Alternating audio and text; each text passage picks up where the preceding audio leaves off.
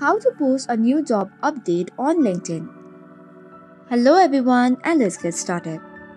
On today's video, we'll be discussing how to post a new job announcement on your LinkedIn profile.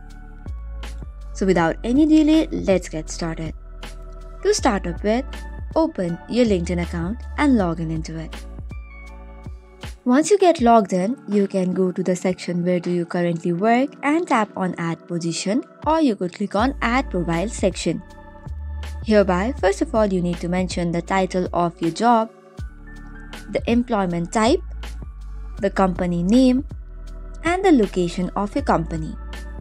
If you currently work on the company, click on I'm currently working in this role. Then after, you do not have to give the end date. Instead, just give the joining or the starting date and then tap on the save button, which is on the bottom right. Then after, tap on save and you will land to another page. Now you can share this announcement as well.